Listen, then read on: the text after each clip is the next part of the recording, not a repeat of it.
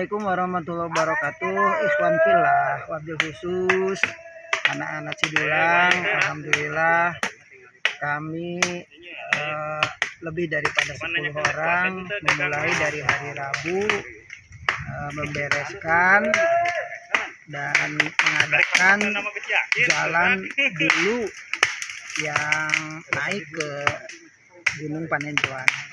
Insya Allah tradisi dulu bahwa Gunung Panenjuan itu adalah satu bukit atau satu gunung kecil, tapi bisa dipakai melihat ke sebelah utara Gunung Ciremai, ke sebelah selatan Ciamis, ke sebelah barat Cikijing Talaga Majalengka,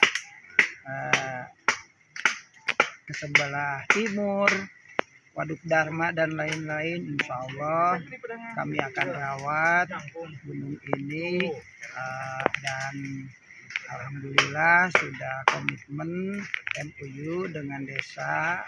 Kami tidak akan, insya Allah ini untuk keberuntungan semua, tidak akan serakah. Ini gunung mau diolah dan nanti kedepannya diteruskan untuk desa wisata yang sebagaimana anjuran dari Bupati, Dinas Pariwisata, Pak Kapolres, Pak Dandim, dan dari Bunpar itu Dinas Pariwisata akan membuat grand hijau atau agri kultur atau agri wisata, dan dulu insya Allah Pak Bupati akan membangun sebuah masjid yang unik yang menghabiskan anggaran 2 miliar, tapi dia minta ada air dan ada WC. Tapi yang kami mau laksanakan jangka pendek dan menengah ini, insya Allah gunung akan dihijaukan. Memang tidak seharusnya ditebang, dihijaukan, namun itu diganti dengan tanaman buah yang mana yang berjalan, yang berrekreasi, refreshing, itu indah. Kalau warna-warni buah-buahan selalu ada. Insya Allah ini untuk kemaslahatan kita semua, kemaslahatan desa Cidulang, kemaslahatan bumi yang harus kita digarap. Insya Allah kami dari mulai sekarang hari Rabu sebagaimana dawuh Rasul, kalau segala urusan dimulai dari hari Rabu, sekalipun peperangan insya Allah akan menang terus. Tapi artinya menang tidak ada tantangan. Kalau perang pasti ada yang mati, bukan berarti menang semuanya tidak ada yang mati, tidak ada yang cacat. Walaupun ini sungguh melelahkan.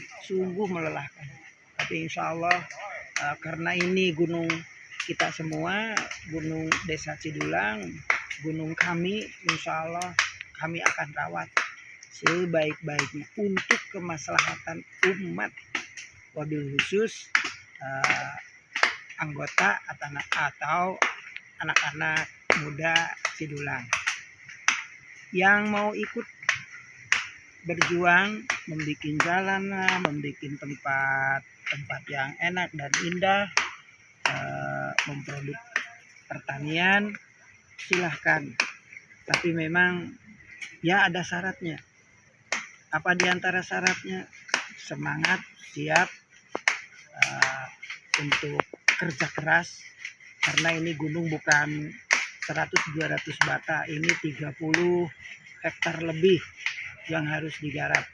Seperti ini kebun Kalihandra tidak ada yang menggarap. Insya Allah subur. Ya, bagi para pemuda yang minat itu syaratnya satu diantaranya tidak tinggal sholat. Tidak tinggal sholat. Dua, siap kerja. Walaupun belum bisa, asalkan semangat, insya Allah semua orang, semua laki-laki, bahkan perempuan juga bisa. Supaya kedepannya ini hidup, benar-benar gunung ini hidup. Artinya hidup, ada kemanfaatan bagi desa, ada kemanfaatan bagi masyarakat. Ya barangkali insya Allah banyak orang yang pusing-pusing, yang bingung-bingung, rekreasilah ke Gunung Panenjoan sebagaimana dulu turun-temurun zaman Belanda, kakek-kakek kita. Gunung Panenjoan itu adalah bukan gunung pemujaan, tapi gunung tafakur para raja, para wali-wali na Allah. Kalau memang harus ada bukti, insya Allah dari pertama yang ada di wilayah Talaga itu Ratu Purbasari.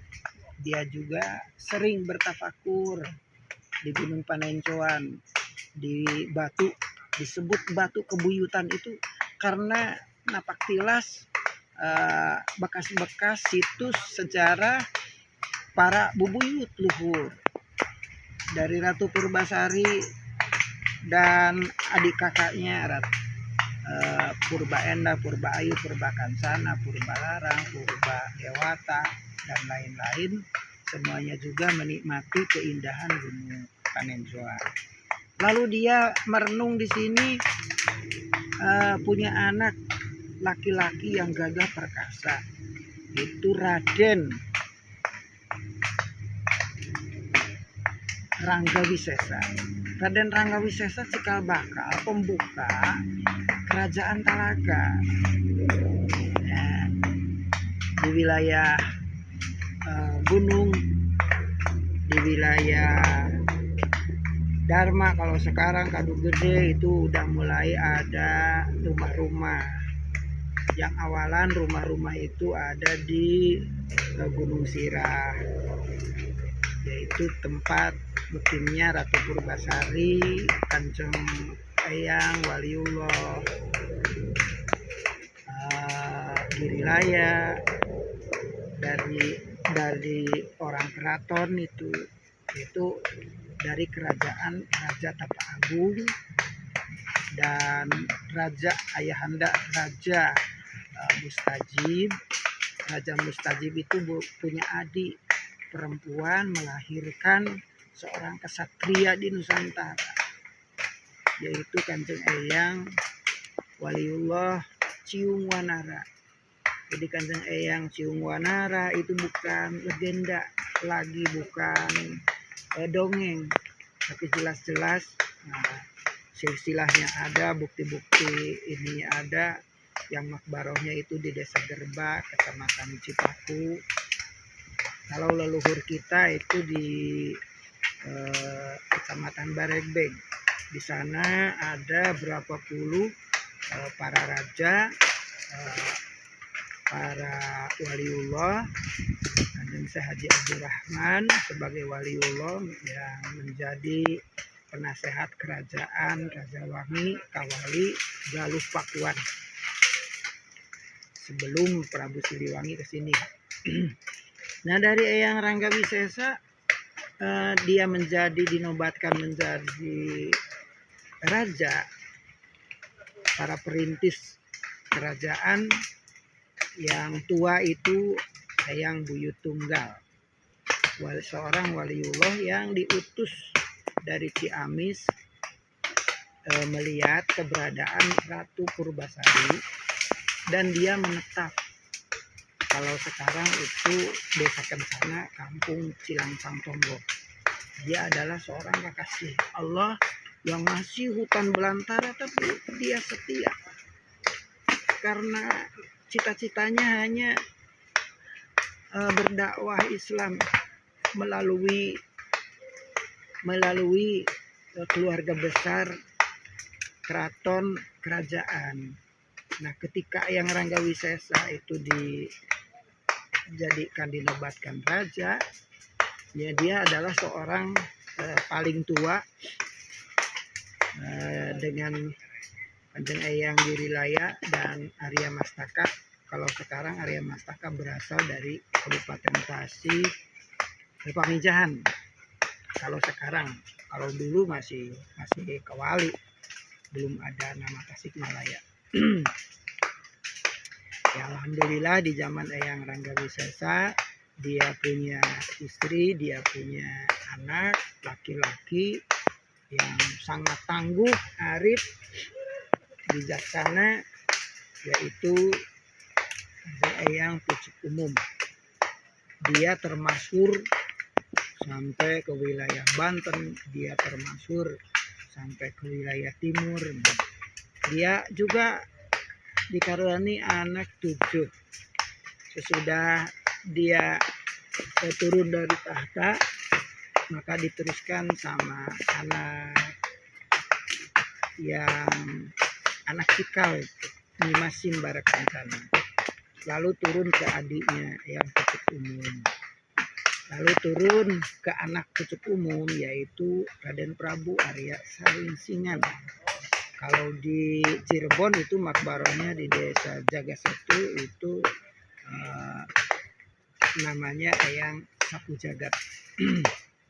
Sesudah yang Prabu Arya Saringsingan sama anak tuanya atau anak pamannya, yaitu Sunan Parung Gangsa. Dia makbarohnya di Parung sama ayahanda dan ibunda.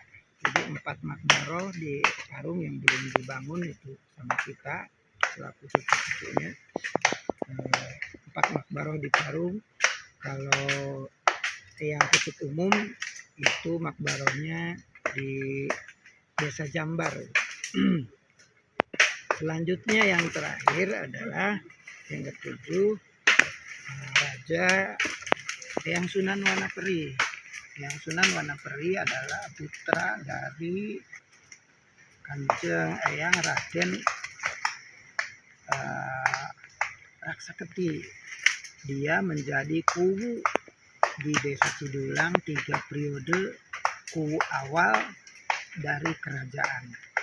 Sebelum ini masih jauh sebelum Wali Sanga. Sebut Kuwu Agung. Nah, lalu sepanjang talaga atau danau dari sekarang Desa Sidang Panji sampai ke Telaga itu dibagi 2, yaitu ada Telaga Wetan, ada Telaga Kulon. Telaga Wetan batasnya dari Banjaran Sari, Sukasari ke atas. Telaga Kulon ya dari Sindang, Jatipamor ke sebelah barat. Nah, ada mertua Kanjeng Sunan Talaga, Raden Prabu Arya Saringsingan, Eyang Singawangsa, Wangsa Dirga. Dia punya kakak yang bernama Wangsa Risesa. Ini Wangsa Risesa, dia adalah seorang pemahat batu, seorang empu di keraton. Sehingga dia lagi mahat batu, tapakur, tazakur, sehingga murokobah. Sebelum murokobah ya mukorobah dulu. Kalau mukorobah mendekatkan diri kepada Allah, sepertinya masih jauh dalam perjalanan. Kalau murokobah merasakan bahwa dirinya sedang dihadiri oleh Allah Subhanahu wa Ta'ala. Jadi mukorobah masih naik, murokobah sudah di puncak, sudah berbarengan dalam rasa. Seperti kata Nabi, kalau Anda tidak bisa melihat Allah, maka rasakanlah bahwa Allah itu tetap melihat, tetap di damping kita, supaya hidup tidak ceroboh. Ketika memahat batu menjadi dulang, batu yang menjadi bahasa Sunda mapangari, hihit, cowet, naon katel itu. Nah dia terinspirasi. Jadi Talaga Wetan ini saya namakan saja Desa Cidulang. Itu awal. Jadi yang menamakan Desa Cidulang itu Eyang Wangsari Sesa. Dan yang berjasa untuk wilayah Talaga, Kecamatan Cikijing, Talaga, supaya tidak banjir. Kalau musim hujan ini longsor terus. Maka dia Raja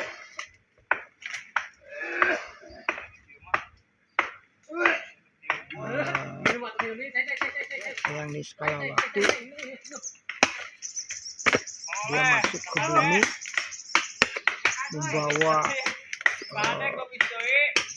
injuk yang bukan sedikit, lalu di dasar bumi atau di dalam bumi itu ada aliran air yang Kecamatan Cikijing terlihat dari sekarang, dari Semplo tuh, dari Semplo sebelah timur Tenaga Hill ke bawah ke Cipulus, nah, ke Colom itu bekas kali atau walungan purba amayana saat ternyata tadi nama cai ngabulidag di Ciinjuk sama yang di skala waktu.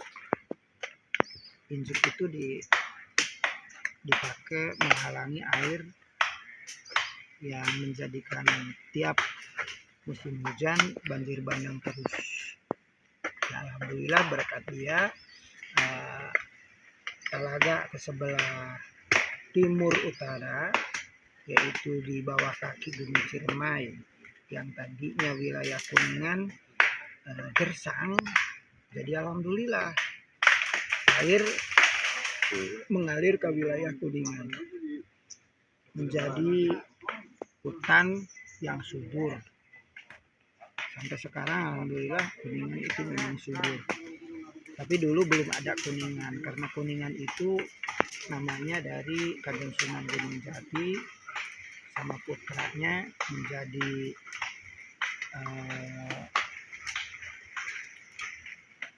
adipati di Kuningan dari Raden Prabu Arya Kemuning. Jadi nama Kuningan itu baru itu di zaman Sunan Talaga. Kalau di zaman Eyang Niskala, Pucuk Umum belum ada Kuningan. Perbatasan kerajaan Talaga itu sampai Luragung. Luragung adalah kerajaan besar yang turun-temurun. Pendiri kerajaan Luragung adalah Ramanda Prabudra Samuka. Prabudra Samuka yang wajahnya merah itu di pewayangan. Itu adalah Raja Luragung yang sampai turun-temurun waktu zaman Kanjeng Sunan Talaga. Akhir kerajaan Luragung itu hangus dengan dimakan massa sampai menjadi wilayah Kuningan pada waktu zaman pewarisan. Nah itu diantaranya ikhwan fillah, mobil khusus pada anak-anak muda di Desa Cidulang, sedikitnya kita harus tahu jejak langkah leluhur kita, bahwa mereka berjuang mengembangkan agama, dakwah melalui pengajian, melalui kerajaan, melalui perkantoran. Ya, alhamdulillah sampai kalau dihitung di satu desa terbanyak wali-waliullah insya Allah Desa Cidulang. Karena Desa Cidulang adalah desa yang tertua di Kabupaten Majalengka. Nah, kalau sekarang Desa Cidulang udah kecil, jadi sudah ada 15 desa lebih yang sudah apa itu mandiri yang sudah memisahkan desa dari waktu ke waktu seiring. Dulu Cingambul juga kan itu Cidulang. Separo Telaga Wetan itu.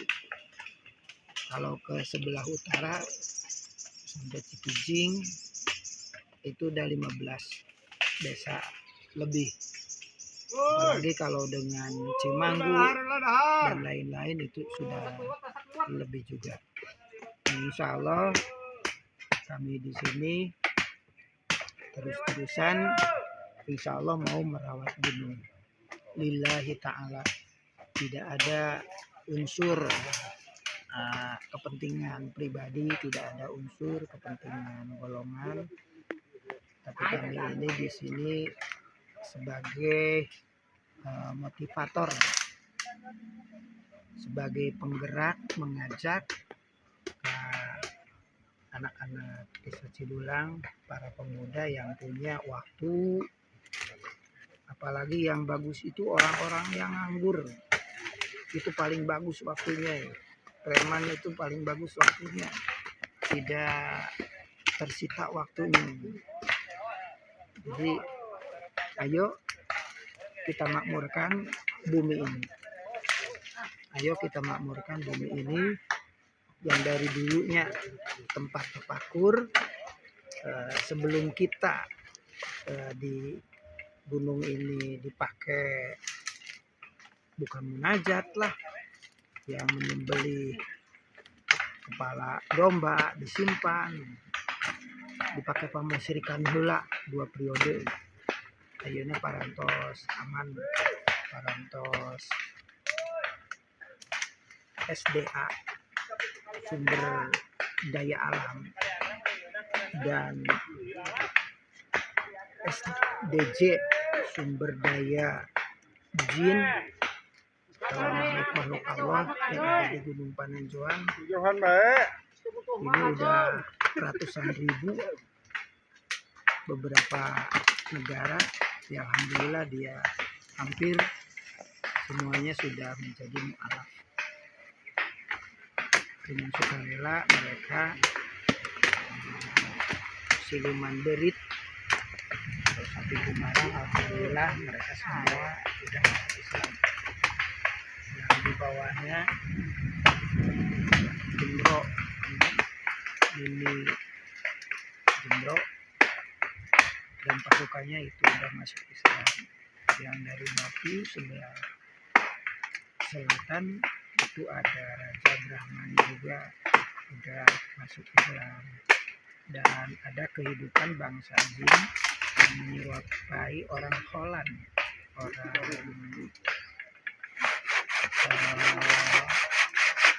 Belanda, itu juga semuanya sudah masuk Islam. Dan naga di gunung ini yang bentuknya putus itu juga sudah masuk Islam. Jadi bagi anak-anak desa, bagi para murid sekolah, jangan takut. Yang penting kita berwahdah, bertauhid kepada Allah Subhanahu wa Ta'ala. Jangan takut sama makhluk-makhluk gaib, makhluk-makhluk astral yang jahat. Insya Allah semuanya mereka sudah mendukung. Bahkan kita sekarang sudah waktunya membuka lagi, memakmurkan lagi Gunung Panenjoan. Terima kasih atas pendengarannya, menontonnya video ini. Semoga bermanfaat. Ini untuk semua. Insya Allah. Wassalamualaikum warahmatullahi wabarakatuh.